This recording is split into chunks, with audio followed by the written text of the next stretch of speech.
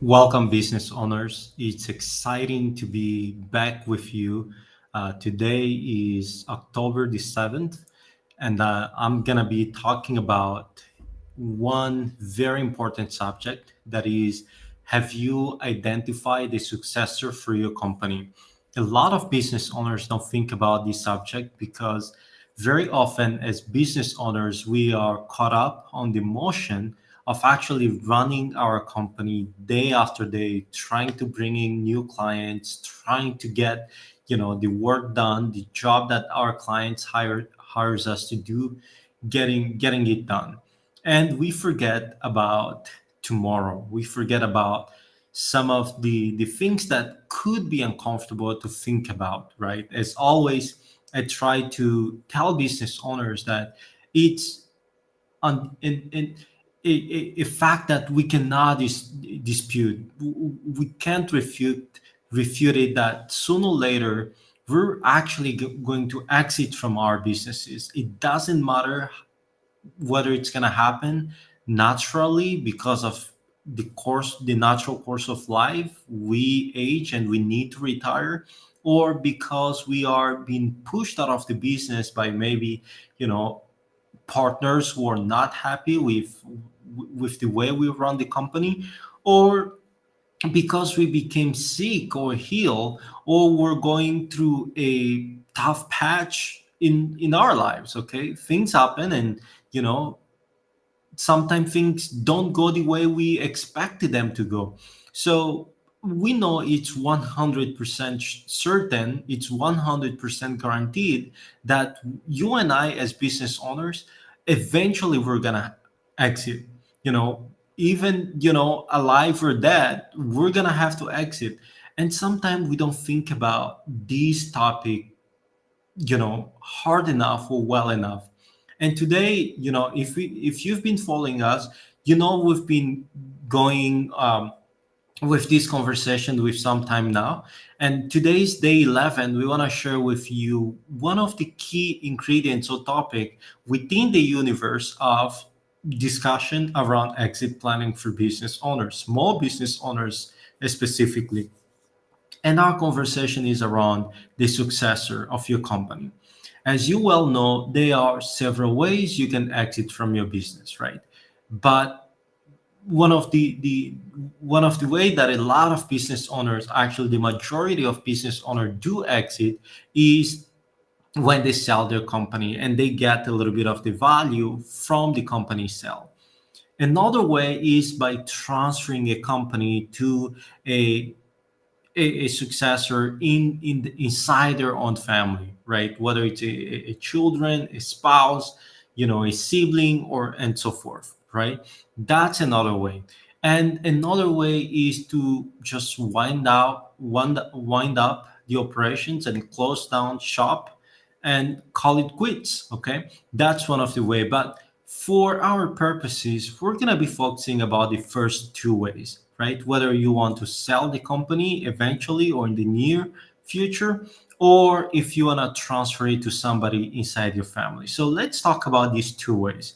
But before I do that, let me tell you a little bit who I am. My name is Lunta Di La Paulo. I'm a CPA and an M&A advisor to small business owners like you who is following me today.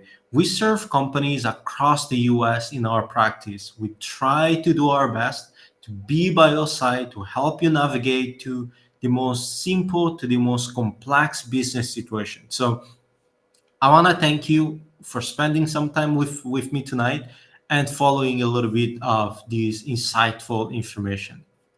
These lives, we tend to keep it short. It's going to be about 10 minutes. We're here already 4 minutes, meaning we only have about 6 minutes. Okay. So let's go back to talk about your identification of your successor, right?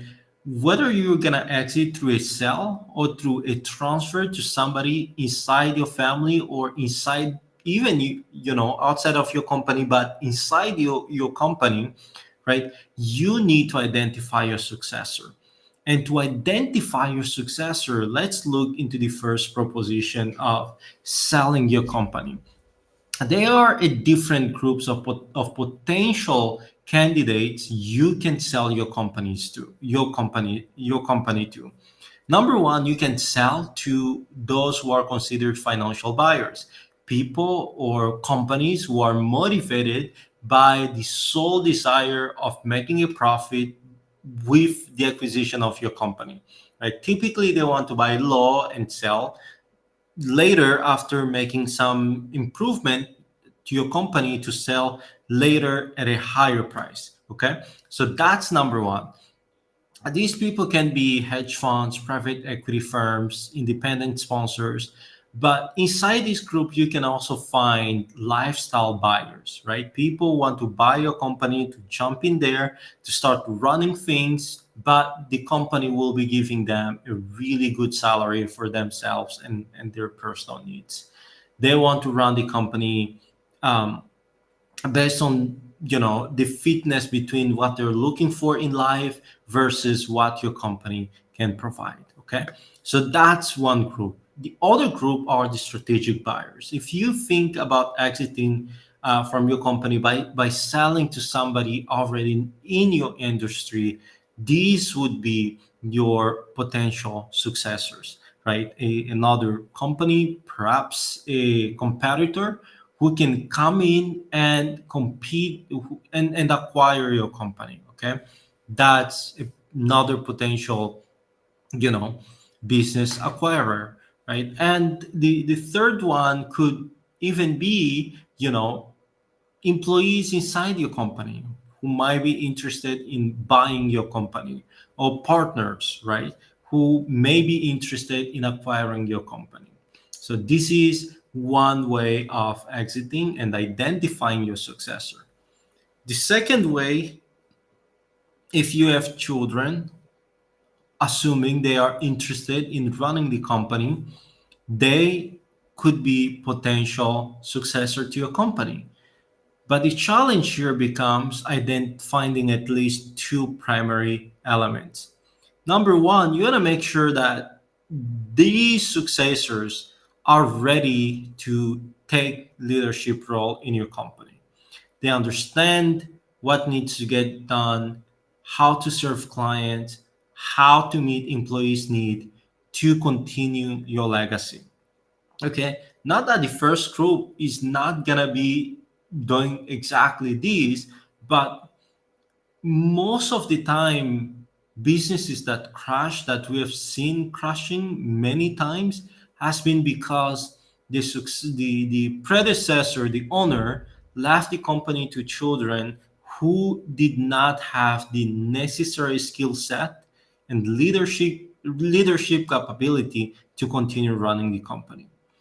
And sometimes the other problem we have found was that parents transfer the company to children who do not care about the company. Their heart is not there, they're not passionate about the company, and therefore they lose significant value of the company because they weren't involved with the company, right? So when you identify the family member as a potential successor, you really need to spend enough time with them to understand, number one, do they love what we do? Do they love the company? Are they passionate about the company? Are they obsessed about what we do? Are they excited enough about the company to be able to come in and continue running the shop without you as a business owner? Number two, do they have the skill set, the mindset, the attitude, right? The aptitude to continue running the company in your absence. Okay. So if they don't, do you have a plan to start training them, preparing them so that they can come in and take the leadership role re- after you are no longer involved in the company? So, this was our life today, and I hope this was helpful and valuable to you. And if it was valuable and helpful to you, please share with somebody else who can benefit from this information. Like, comment, that way you let Facebook, LinkedIn, and other social media know that this is important. Somebody else needs to get this information and it gets boosted up. Thank you for your time, and I hope you have a wonderful rest of your day. Cheers.